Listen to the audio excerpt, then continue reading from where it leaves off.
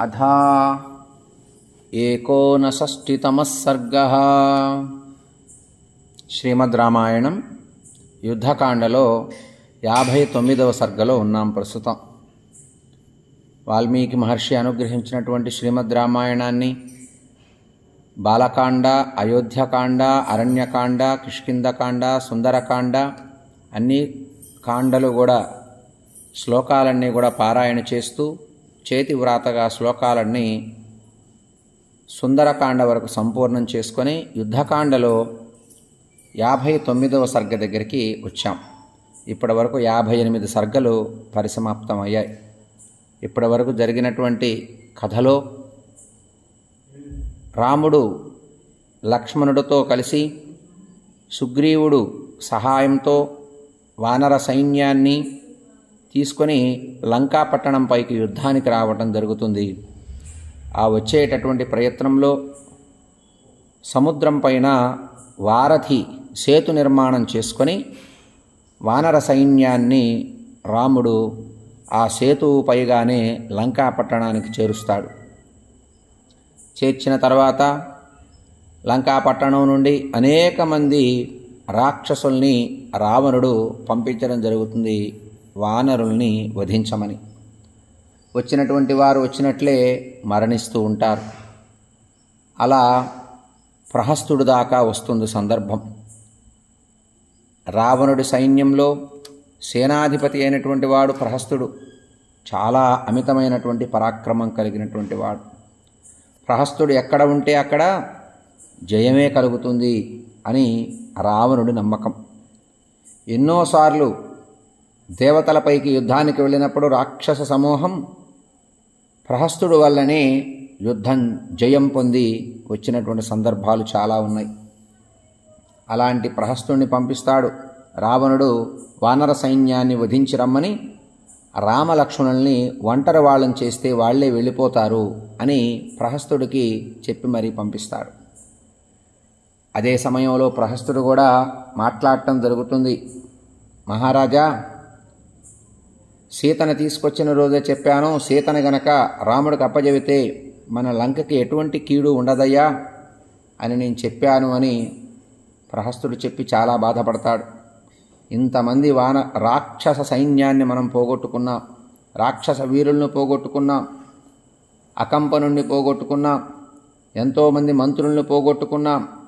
దీనికి అంతటికీ కారణం కూడా సీతని తీసుకొచ్చి ఇక్కడ ఉంచటమే. సీతని ఇస్తే బాగుండు, రాముడికి సగౌరవంగా ఇస్తే మనందరం క్షేమంగా ఉంటాము అని ఆ రోజే చెప్పా. కానీ నా మాట లెక్క చేయలేదు. తత్ఫలితమే ఈరోజు మనం ఈ యుద్ధంలో బాధపడుతూ ఉన్నాం మహారాజా. అయినా సరే నాకు మీరు మహారాజు, నాకు ఎంతో గౌరవాన్ని ఇచ్చారు, నాకు ఎంతో సన్మానాలు చేశారు, నాకు ఎంతో ధనాన్ని ఇచ్చారు. మీ వల్ల నాకెంతో కీర్తి లభించింది. ఆ లభించినటువంటి కీర్తికి కృతజ్ఞతగా నేను మీరు చెప్పిన మాట వినాలి మహారాజా. తప్పనిసరిగా వెళతాను. ఈ యుద్ధము అనేటటువంటి మహాయజ్ఞంలో నేను ఒక సమిధనవుతానయ్యా మీకోసం. మహారాజా, మీ పట్ల నాకు అంత గౌరవం ఉన్నది. జయమైనా సరే అపజయమైనా సరే వెళతాను అంటాడు ప్రహస్తుడు. అప్పుడు రావణుడు మాట్లాడతారు. ప్రహస్త, అక్కడికి వెళితే అపజయం వస్తుంది అని గనక మనం ఆగిపోతే నిజంగా మనం ఓడిపోయినట్లేనయ్యా. యుద్ధానికి వెళితే జయం రాని అపజయం రాని ఏది వచ్చినా సరే మనం జయం పొందినట్లే. అక్కడికి వెళ్ళి యుద్ధం చేయకుండా మన ఇంట్లో మనమే ఉండి అక్కడ యుద్ధం చేస్తే అపజయం పొందేవాళ్ళం. అందుకోసం ఆగిపోయాము అని గనక ఇక్కడే ఆగిపోతే మనం నిజంగా అపజయాన్ని పొందినట్టేనయ్యా. తప్పనిసరిగా ప్రదేశానికి వెళ్ళాలి, పోరాడాలి. జయం రాని అపజయం రాని యుద్ధంలో ఈ రెండు సహజం. కనుక వీరులమైనటువంటి మనం వెళ్ళి యుద్ధంలో పాల్గొనాల్సిందే, నువ్వు వెళ్ళవలసిందే ప్రహస్త అని ఆజ్ఞాపిస్తాడు. ప్రహస్తుడు చాలా నమస్కరించి గౌరవించి బయలుదేరినప్పుడు ఎన్నో దుశ్శకునాలు కనబడతాయి ప్రహస్తుడికి, ప్రహస్తుడు సైన్యానికి. ఒక గ్రద్ద వచ్చి ప్రహస్తుడు రథం పైన నిలబడుతుంది. దక్షిణ ముఖం తిరిగి నిలబడుతుంది ఆ గ్రద్ద కూడా. ఎన్నో జంతువులు దక్షిణముఖంగా పరిగెత్తుతూ ఉంటాయి ప్రహస్తుడి రథానికి ఎదురుగా. మొదలుగా రక్తపు వర్షం కురుస్తుంది ప్రహస్తుడి రథం పైన. ప్రహస్తుడు తడిచే విధంగా ప్రహస్తుడిని కాపాడేటటువంటి సైన్యం పైన, ఏనుగులపైన, గుర్రాలపైన, కాలుబంట్లపైన వచ్చేటటువంటి ఈ రాక్షస సైన్యం మొత్తం కూడా రక్తపు వర్షంలో తడిచిపోతారు. అంతేకాకుండా నక్కలన్నీ కూడా అరుస్తూ ఉంటాయి, రోదిస్తూ ఉంటాయి. ఆ రోదించే సమయంలో నోటి నుండి అగ్నిజ్వాలలు వస్తూ ఉంటాయి నక్కల నోటిలో నుండి. ఇవన్నీ రాక్షస సైన్యం చూస్తాయి. ఏదో కీడు జరగబోతోంది అని అందరూ కూడా ఊహిస్తారు. అయినా సరే యుద్ధానికి బయలుదేరాలి అని రాక్షస సమూహం అంతా కూడా చాలా పరాక్రమంతో బయలుదేరతారు. ప్రహస్తుడు బయలుదేరినప్పుడు లంకాపట్టణంలో నుండి ఎందరో వీరుల్ని వానర సమూహంపైకి రావణుడు ఆజ్ఞాపిస్తాడు వెళ్ళమని. అప్పటి వరకు వెళ్ళినటువంటి సైన్యం ఒక ఎత్తు, ప్రహస్తుడితో వచ్చిన సైన్యం మరొక ఎత్తు. ఎన్నో ఆయుధాలను పంపిస్తారు, ఎందరో వీరుల్ని పంపిస్తారు. ప్రహస్తుడు ఉంటే చాలు జయం కలుగుతుంది అని రావణుడి విశ్వాసం. అలాంటి ప్రహస్తుడిని నీలుడు చాలా పోరాడి యుద్ధంలో వధిస్తాడు. ప్రహస్తుడు రక్తం క్రక్కి తల పగిలి ఆ యుద్ధ ప్రదేశంలో నీలుడి చేతిలో మరణిస్తాడు. ఎంతో పోరాటం జరుగుతుంది, ఎంతో యుద్ధం జరుగుతుంది. ఎన్నో బాణాలు ప్రహస్తుడు నీలుడి పైన వదులుతాడు. ఎన్నో బాణాల చేత రావణ ఆజ్ఞ చేత వానర సైన్యాన్ని వధిస్తాడు. ప్రహస్తుడు వీరోచితంగా పోరాడతాడు, ఎందరో వానర వీరులను వధిస్తాడు. అటువంటి సమయంలో వానర వీరులు ప్రహస్తుడిని కాపాడేటటువంటి సచివులు నలుగురు ఉంటారు. ప్రహస్తుడికి మంత్రులు వాళ్ళు. ఆ నలుగురు మంత్రుల్ని నలుగురు వానర వీరులు ఒక్కొక్కరిని ఒక్కొక్కరు చొప్పున తల పగలగొట్టి ఒకరిని, గుండెలు చీల్చి ఒకరిని, అలాగే విసిరి కొట్టి మరీ ఒకరిని, చెట్లతో కొట్టి మరీ ఒకళ్ళని, ఇలా నలుగురిని ఆ సచివుల్ని వానర వీరులు చంపేసిన తర్వాత ప్రహస్తుడు రథం పైన నిలబడలేకపోతాడు. అటువంటి సమయంలో ప్రహస్తుడికి వచ్చినటువంటి కోపానికి వానర సైన్యాన్ని భయంకరంగా వధిస్తూ ఉంటే నీలుడు చూసి తట్టుకోలేకపోతాడు. నీలుడు వేగంగా వచ్చి ఒక మహావృక్షాన్ని విసిరగానే ప్రహస్తుడు రథానికి కట్టినటువంటి గుర్రాలు మరణిస్తాయి. రథం విరిగిపోతుంది, కుప్పగూలుతుంది రథం. వెంటనే ఇంకొక బండరాయిని విసిరేస్తే ప్రహస్తుడు చేతిలో ధనస్సు విరిగి కింద పడుతుంది. అప్పుడు ప్రహస్తుడు రథంపై నుండి దూకి ఒక ముసలాన్ని తీసుకొని నీలుడు తలకేసి కొట్టగానే తల చిట్లిపోయి రక్తస్రావం అవుతుంది. ఎన్నో బాణాలు వేస్తాడు ప్రహస్తుడు నీలుడిపైకి. అయినా సరే తట్టుకొని చాలాసేపు యుద్ధం జరుగుతుంది. అలా ఎందరో రాక్షస వీరులు మరణిస్తారు, ఎందరో వానర వీరులు మరణిస్తారు. ఇదంతా ప్రహస్తుడు చూస్తూ ఉంటాడు, నీలుడు చూస్తూ ఉంటాడు. అటువంటి సమయంలో నీలుడు ప్రహస్తుడికి వేసి గుండెలు పగిలేటట్టుగా, గుండెలు చీలేటట్లుగా ఒక మహావృక్షాన్ని వేసి కొడితే ప్రహస్తుడు దాన్ని తట్టుకొని నీలుడి పైన గుండెలు పగిలేటట్టు అనేక బాణాలని ప్రయోగించడం జరుగుతుంది. అటువంటి సమయంలో నీలుడు ఆ బాణాలన్నింటినీ తట్టుకొని ప్రహస్తుడు తలకేసి ఒక బండరాయిని విసిరేస్తే తల ముక్కల ముక్కలై చీలి రక్తం క్రక్కి చెట్టు నరికినటువంటి చెట్టు అక్కడే కుప్పకూలినట్లుగా అక్కడికక్కడే పడిపోతాడు. ఆ పడిపోయినటువంటి సందర్భాన్ని చూస్తారు రాక్షస సైన్యం, భయపడతారు. రాక్షస వీరుడు సేనాధిపతి ప్రహస్తుడు మరణించాడు అని అందరూ గగ్గోలు పెడతారు. భయం చేత అందరూ పరుగులు పెడుతూ ఉంటారు. ఇలా ఈ వార్తను తీసుకువెళ్ళి రావణుడికి చెప్తారు. ఆ సందర్భం మనకి 58వ సర్గలో ఉన్నది. ఇప్పుడు మనం ప్రస్తుతం 59వ సర్గలో ఉన్నాం. తస్మిన్ హతే రాక్షస సైన్యపాలే ప్లవంగమానాం వృషభేణ యుద్ధే భీమాయుధం సాగరవేగతుల్యం విదుద్రువే రాక్షస రాజసైన్యం విదుద్రువే.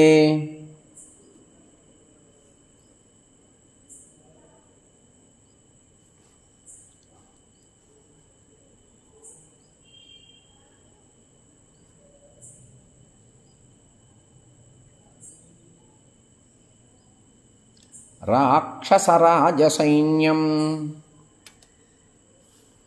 ఇలా యుద్ధం జరిగి రాక్షస వధ అంతా కూడా జరిగినటువంటి సందర్భాన్ని రావణుడు తెలుసుకుంటాడు. వానరులు ఎంతమంది మరణించారో తెలుసుకుంటాడు. రాక్షస వీరుడైనటువంటి ప్రహస్తుడు మరణించటాన్ని తెలుసుకుంటాడు రావణుడు.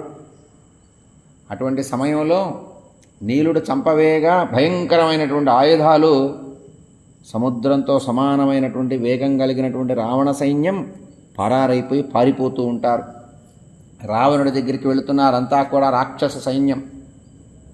గత్వాతు రక్షోధిపతే శశంసు సేనాపతిం పావకసూను శక్తం తచ్చాపి తేషాం వచనం నిశమ్య రక్షోధిపః క్రోధవశం జగామా. నీలుడు చంపబడ్డాడయ్యా, వానర సైన్యం చేతిలో నీలుడు మరణించాడు రావణ అని ఈ సేన వెళ్ళి ఏం చెప్పాలో తెలియక, చెప్పటానికి నోరు రాక, ధైర్యం చాలక, సేనాధిపతి మరణించాడు అని చెప్పలేక ధైర్యం లేని వాళ్ళే చాలా బాధపడుతూ నిలబడ్డారు. రావణుడికి చెప్పారు ఎలాగో అలాగా. ఆ మాటలు విని రావణుడు చాలా కోపించాడు, ఆవేశంతో ఊగిపోయాడు, ముఖమంతా చిన్నబోయింది. గత్వాతు రక్షోధిపతే శశంసు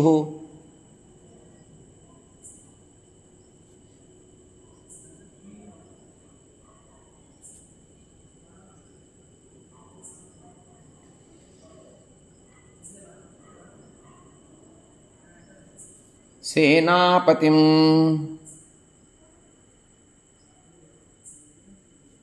పావకసూను శక్తం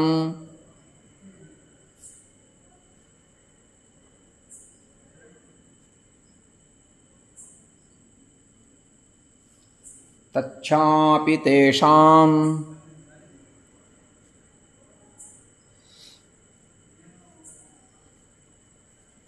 వచనం నిశమ్య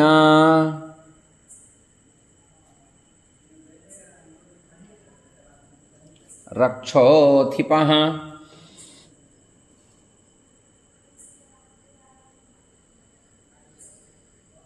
క్రోధవశం జగామా.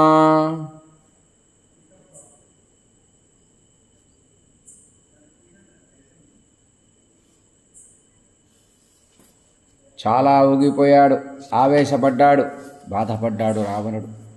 సంఖ్యే ప్రహస్తం నిహతం నిశమ్య క్రోధార్థితః శోకపరీతచేతాః ఉవాచ తాన్ రాక్షసయూధముఖ్య నింద్రో యథా నిర్జరయూధముఖ్యాన్.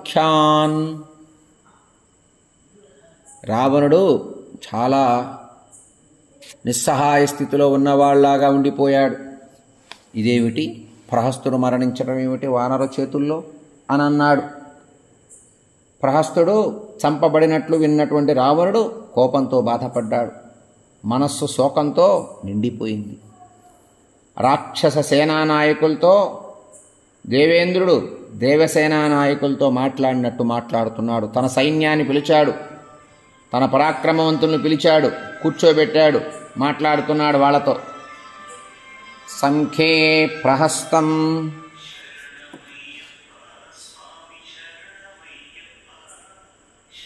సంఖ్యే ప్రహస్తం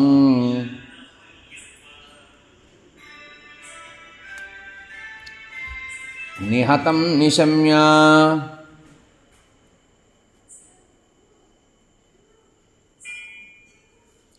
క్రోధార్దితః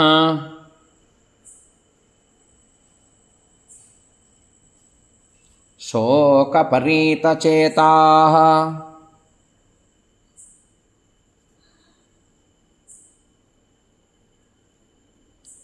ఉవాచ తాన్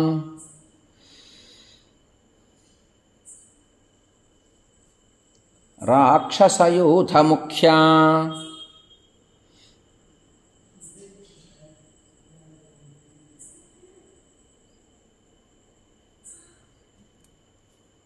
ఇంద్రో యథా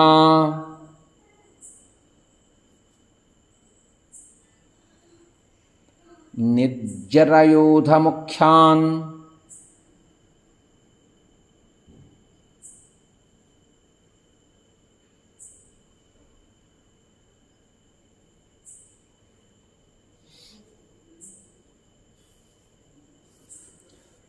చాలా బాధపడ్డాడు.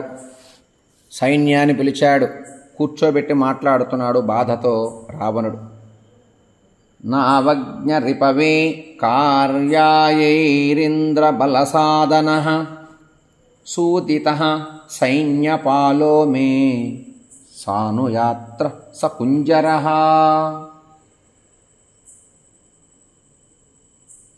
ఇంద్రుడు సేనను కూడా నశింపచేశానే, నా సైన్యం ఇంద్రుడి సేనని ఎన్నిసార్లు నశింపచేయలేదు? ఇంద్రుడి సేనని నా పరివారం అంతా కూడా నశింపచేసిందే.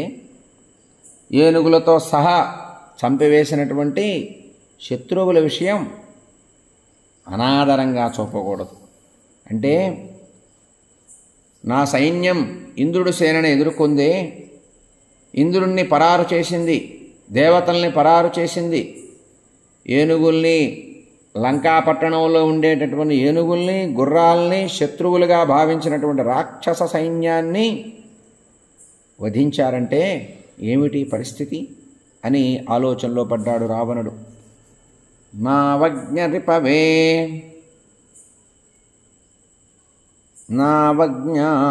రిపవే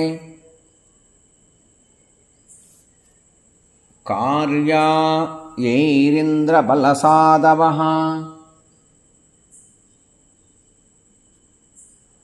కార్యాయైరింద్ర బలసాదనః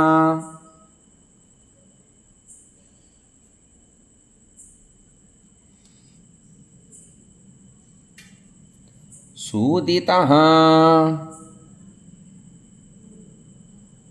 సైన్యపాలో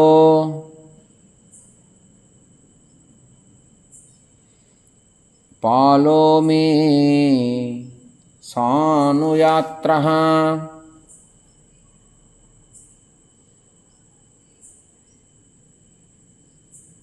సకుంజరః.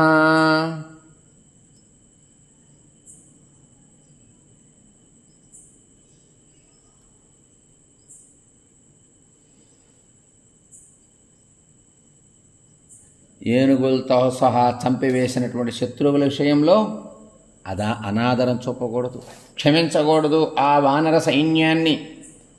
ఏం చేస్తే వానర సైన్యం త్వరగా నశిస్తుంది అనే ఆలోచనలో పడ్డాడు రావణుడు. సోహం రిపు వినాశాయ విజయాయ విచారయన్ స్వయమేవ గమిష్యామి రణశీర్షం తదద్భుతం. ఇక ఆలోచించే విషయమేమీ లేదు. ఆలోచించకుండా శత్రువులను చంపి విజయాన్ని సాధించాలి, స్వయంగా వెళ్ళాలి, ఆశ్చర్యకరమైనటువంటి యుద్ధరంగంలో చివరి వరకు యుద్ధం చేసి జయాన్ని పొందాలి. నేనే ప్రవేశిస్తా యుద్ధరంగంలోకి అని అంటున్నాడు తన సైన్యంతో రావణుడు. సోహం రిపు వినాశాయ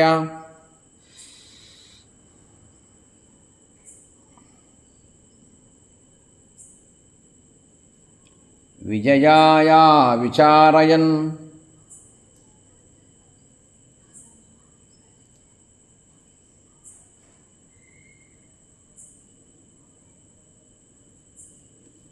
స్వయమేవ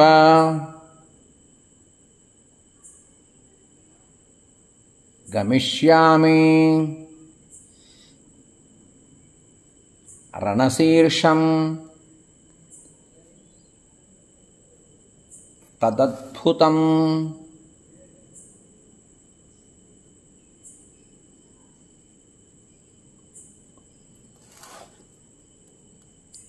యుద్ధంలోకి నేనే ప్రవేశిస్తా, స్వయంగా జయాన్ని సాధిస్తా, నా యొక్క ప్రభావం ఏమిటో చూపిస్తా అని తన సైన్యానికి చెప్తున్నాడు రావణుడు.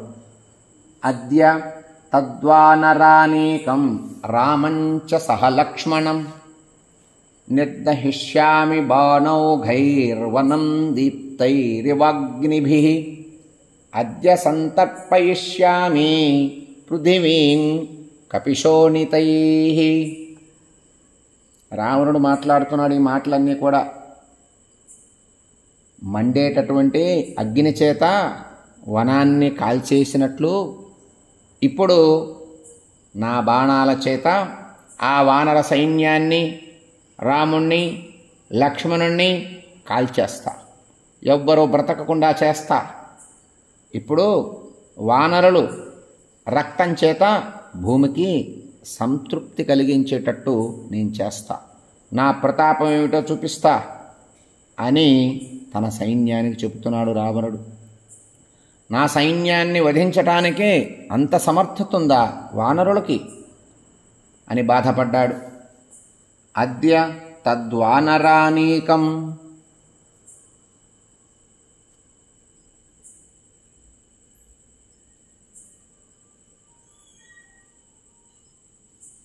రామంచ సహ లక్ష్మణం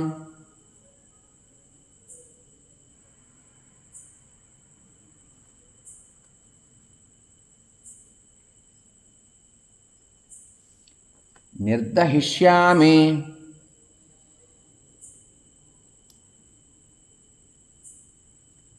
బాణౌఘై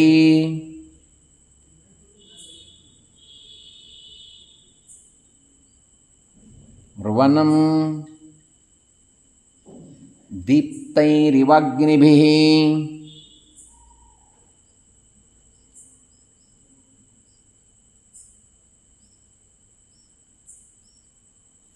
అద్య సంతర్పయిష్యామి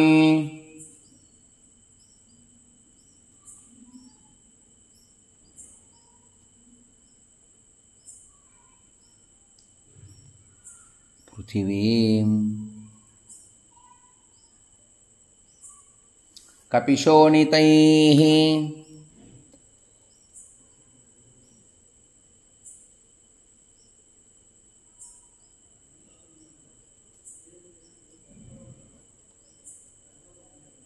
వానర సైన్యాన్ని వధింపచేసి నా బాణాల చేత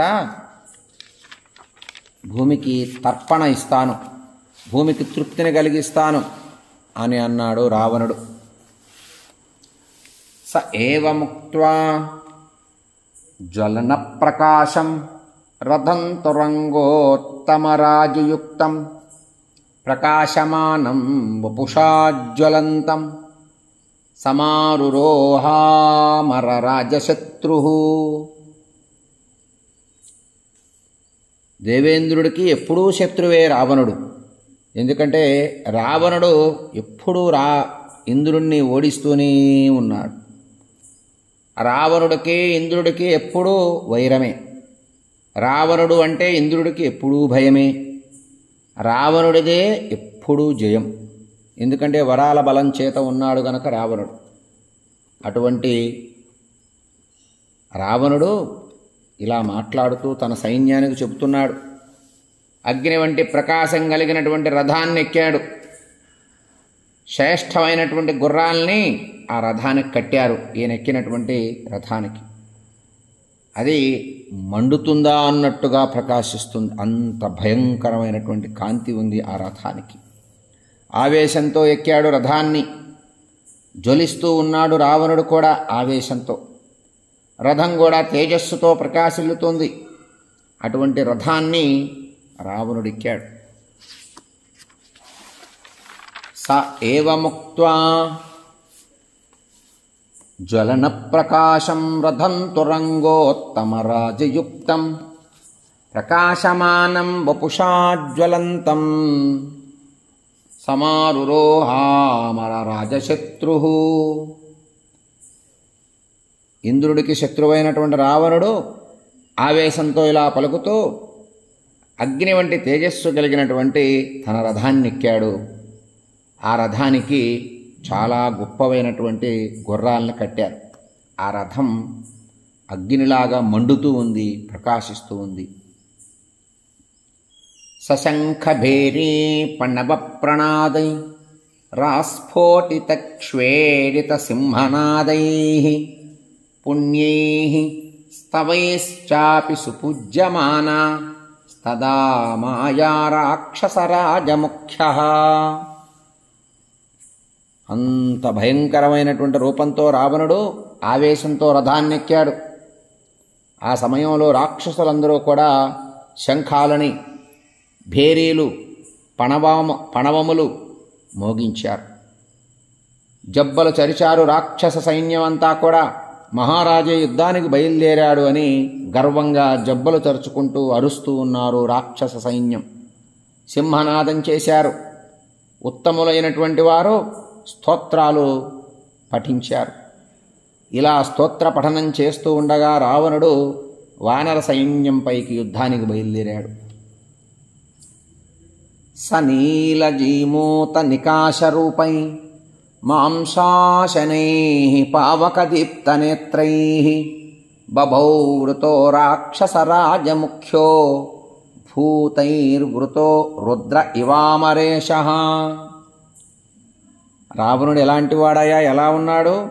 నల్లని మేఘంలాగా ఉన్నాడు. రూపం అగ్నిలాగా ప్రకాశిస్తున్నాడు.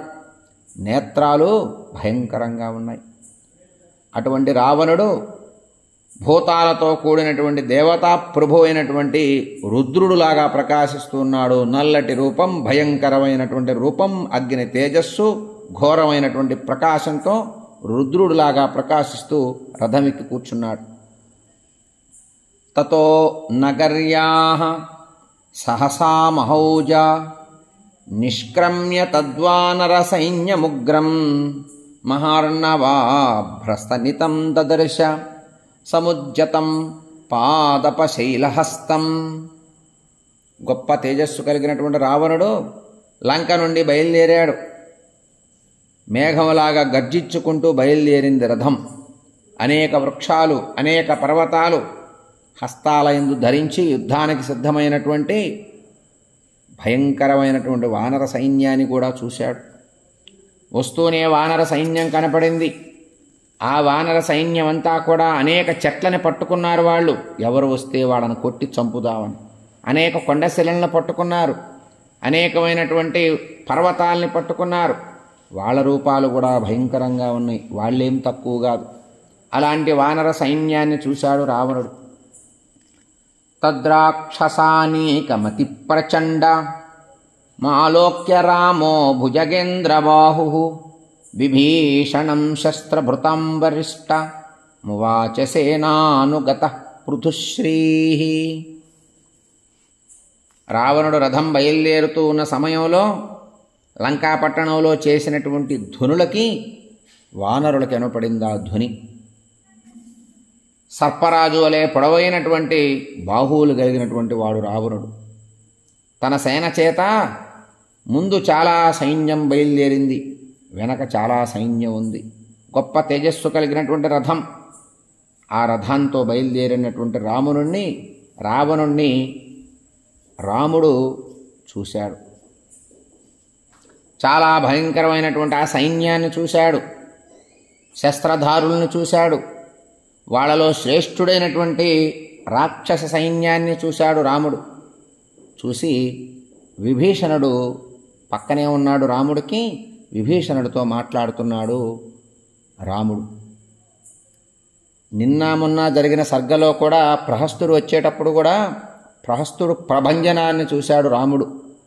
ఏమి సైన్యం, ఏమి పరాక్రమం, ఏమి ఆయుధాలు, ఏమి కేకలు, ఏమి కేరింతలు, ఇవన్నీ ఏమి సైన్యమయ్యా, ఎవరు వచ్చేటటువంటి వ్యక్తి ఎవరు, ఇంత ప్రభంజనంతో వస్తున్నాడు, ఆ వ్యక్తి ఎవరు అని రాముడు విభీషణుని అడుగుతాడు. ప్రహస్తుడు వచ్చేటప్పుడు ప్రహస్తుడు గురించి విభీషణుడు చెబుతాడు. మహారాజా రామ చాలా గొప్పవాడయ్యా, రావణుడికి చాలా ముఖ్యుడు. అటువంటి రావణుడు పంపించగా వస్తున్నటువంటి వాడు ఈ ప్రహస్తుడు. చాలా ప్రమాదకారి, చాలా వీరుడు, భయంకరమైనటువంటి వీరుడు. ప్రహస్తుడు ఎక్కడికి వస్తే అక్కడ జయమే కలుగుతుందయ్యా, అటువంటి ప్రహస్తుడిని పంపించాడు రావణుడు అని విభీషణుడు చెప్తాడు. అటువంటి ప్రహస్తుడిని నీలుడు వధిస్తాడు. ఇప్పుడు కూడా అలాంటి సందర్భమే కనబడుతుంది. విభీషణుడితో రాముడు మాట్లాడుతున్నాడు. ఆ సైన్యాన్ని చూసి, ఆ యొక్క పెద్ద పెద్ద రంకెలు, కేకలు, భేరీ శంఖనాదాలు చూసి విని విభీషణుడితో రాముడు మాట్లాడుతూ అడుగుతున్నాడు. నానా పతాకధ్వజఛత్రజుష్టం ప్రాసాశిశూలాయుధశస్త్రజుష్టం కస్యేదమక్షోభ్యమభీరుజుష్టం సైన్యం మహేంద్రోపమనాగజుష్టం. ఎవరిది సైన్యం విభీషణ? క్షోభింప శక్యం కాని సైన్యమయ్యా ఇది. ఏమి సైన్యం? ఎంత సైన్యం ఇది? అనేక విధాలైన పతాకాలు కనబడుతున్నాయి, అనేక విధాలైనటువంటి ధ్వజాలు కనబడుతున్నాయి, అనేకమైనటువంటి ఛత్రాలు కనబడుతున్నాయి, అనేక విధాలున్నటువంటి సైన్యాలు కనబడుతున్నాయి, అనేక ఖడ్గాలు కనబడుతున్నాయి, శూలాలు, ఆయుధాలు ఇవన్నీ ధరించి ధైర్యవంతులైనటువంటి యోధులు కనబడుతున్నారయ్యా. ఏనుగులు మహేంద్ర పర్వతాల్లాగా ఉన్నారు. గొప్ప ఏనుగుల్లాగా, గొప్ప మహేంద్ర పర్వతాల్లాగా ఉన్న ఏనుగులు కూడా సామాన్యమైన ఏనుగులా అవన్నీ? ఎవరు వీళ్ళంతా అని రాముడు విభీషణుడితో మాట్లాడాడు, అడిగాడు. తతస్తు రామస్య నిశమ్య వాక్యం విభీషణః శక్ర సమానవీర్యః శశంస రామస్య బలప్రవేకం మహాత్మనాం రాక్షస పుంగవానాం. దేవేంద్రుడి వంటి పరాక్రమం కలిగినటువంటి విభీషణుడు రాముని మాటలన్నీ విన్నాడు. విని చాలా ఓపికగా, చాలా శ్రద్ధతో రాక్షస శ్రేష్ఠుల గురించి, అలాగే రావణుడి గురించి, రావణుడి సైన్యం గురించి, ఆ సైన్యంలో ఉత్తమ సైన్యుల గురించి, ఆ వీరుల గురించి చెప్పటం మొదలుపెట్టాడు విభీషణుడు రాముడికి. యోసౌ గజస్కందగతో మహాత్మా నవోదితార్కోపమతామ్రవక్త్రః సంకంపయన్నాగశిరోభ్యపైతి యకంపనం త్వేన మవేహి రాజన్. రాజా, ఏనుగుపై ఎక్కి కనబడుతున్నాడే అక్కడ, ఏనుగుపైన ఎక్కి దాని శిరస్సు కదులుతూ ఉన్నది. ఆ శిరస్సు కదులుతూ వచ్చేటటువంటి సూర్యుడిలాగే ఉన్నాడే, ఎర్రనైనటువంటి ముఖం కలిగినటువంటి మహాత్ముడు అకంపనుడయ్యాయన.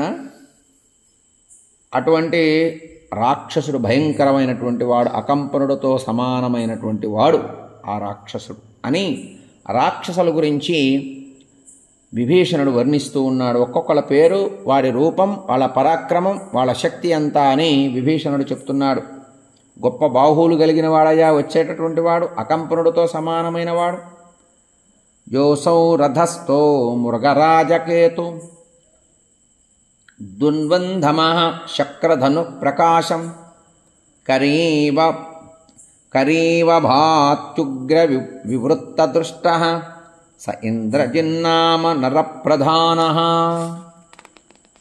సింహధ్వజం వంటి ధ్వజం కలిగినటువంటి వాడు వచ్చేటటువంటి వాడు ఉన్నాడే రావణుడు పక్కన. రథమెక్కి ఇంద్రధనస్సు వలె ప్రకాశిస్తూ ధనస్సును పట్టుకునున్నాడే, ఆ ధనస్సు కదులుతూ ఉంది. భయంకరమైనటువంటి నేత్రాలు, వంకర తిరిగినటువంటి కోరలతో ఏనుగు వలె ఉన్నాడే, అతడు ఇంద్రజిత్తయ్య. అనేక వరాల చేత గొప్ప పరాక్రమవంతుడిగా ఉన్నాడు ఇంద్రజిత్తుడు. ఇంద్రజిత్తు చాలా ప్రమాదకారి, చాలా వీరుడు, భయంకరమైన వాడు అని ఇంద్రజిత్తు గురించి విభీషణుడు రాముడికి పరిచయం చేస్తున్నాడు. యశ్చైష వింధ్యాస్తమహేంద్రకల్పో ధన్వీరథస్థోతి రథోతి వీరః విస్ఫారయంశ్చాపమతుల్యమానం వామ్నాతికాయోతి వివృద్ధకాయః. వింధ్యపర్వతంతో సమానంగా ఒకడు కనబడుతున్నాడు రాక్షసుడు. అనేకమైనటువంటి అస్త్రాలతో మహేంద్ర పర్వతంతో సమానంగా ధనస్సును ధరించి రథం పైన ఉన్నాడే, అతిరథుడు, మహావీరుడు. చాలా పెద్దదైన ధనస్సును ధరించి అరుస్తూ వస్తూ ఉన్నాడే, చాలా పెద్దగా పెరిగినటువంటి దేహం కలిగినటువంటి వాడు. అతడు అతికాయుడు అతని పేరు. చాలా భయంకరుడయ్యా ఈ రాక్షసుడు. భయంకరమైన యుద్ధం చేయగలిగినటువంటి వాడు. పెద్ద దేహాన్ని పెంచుతూ ఉంటాడు, తగ్గించుకుంటూ ఉంటాడు. తన చేతుల్లో ఆయా మాయా ప్రభావం ఉంటుంది. శరీరాన్ని పెంచి యుద్ధం చేయగలడు. అతికాయుడు అతని పేరు అని రావణుడు పక్కన ఇంద్రజిత్తు గురించి పరిచయం చేశాడు. అతికాయుడు అనేటటువంటి రాక్షసుడు గురించి విభీషణుడు రాముడికి పరిచయం చేశాడు. యోసౌ నవార్కోదితాంబ్రచక్షు రారుహ్య ఘంటానినద ప్రణాదం గజం ఖరం గజ్జతి వై మహాత్మా మహోదరో నామ స ఏష వీరః. ఇప్పుడే ఉదయించిన సూర్యుడిలాగా ఉన్నాడే, రావణుడికి ముందు భాగంలో ఘంటాధ్వనులతో పెద్ద శబ్దంతో వస్తున్నాడయ్యా. అనేకమైనటువంటి ఏనుగులు అతని ముందు నడుస్తూ ఉన్నాయి. అవి భయంకరంగా అరుస్తూ ఉన్నాయే. ఆ వీరుడు మహోదరుడు అతని పేరు అని ముందు ఇంద్రజిత్తుని, తర్వాత అతికాయుణ్ణి, ఆ తర్వాత మహోదరుణ్ణి విభీషణుడు రాముడికి పరిచయం చేశాడు, చూపిస్తున్నాడు, పరిచయం చేస్తూ ఉన్నాడు. వాళ్ళ పరాక్రమాన్ని చెప్తున్నాడు, వాళ్ళ స్వభావాన్ని చెబుతూ ఉన్నాడు. యోసౌ హయం కాంచన ఛత్రభాండ మారుహ్య సంధ్యాభ్రగిరి ప్రకాశః ప్రాసం సముద్యమ్య మరీచినద్ధం పిశాచ ఏషోశనితుల్య వేగః. రామా, రావణుడికి ముందు భాగంలో నడుస్తున్నాడే భయంకరమైన రూపంతో, బంగారు కిరీటం ధరించినటువంటి వీరుడు. గుర్రాన్నెక్కి అనేకమైనటువంటి కిరణాలు అతని కిరీటం నుండి కనబడుతున్నాయే. వస్తూ ఉన్నాడు. సంధ్యాకాలం సూర్యుడిలాగా ఉన్నాడే. పిడుగుతో సమానమైన వాడయ్యా. పిశాచుడు అతని పేరు. ఆ రాక్షసుడి పేరు పిశాచుడు. చాలా భయంకరమైనటువంటి వాడు. పిడుగుతో సమానమైన వేగం కలిగినటువంటి వాడు. ఆ రాక్షసుడు చాలా భయంకరంగా యుద్ధం చేయగలడు రామా. పిశాచుడు ఈ రాక్షసుడి పేరు. అతని కిరణాలు కిరీటం నుండి కనబడుతున్నాయే. రావణుడిని రక్షిస్తూ ముందు నడుస్తూ ఉన్నాడు అని పిశాచుని గురించి విభీషణుడు రాముడికి పరిచయం చేశాడు. యశ్చైష శూలం నిశితం ప్రగృహ్య విద్యుత్ప్రభం కింకర వజ్రవేగం వృషేంద్రమాస్థాయ శశిప్రకాశ మాయాతి సోసౌ త్రిశిరాయశస్వి.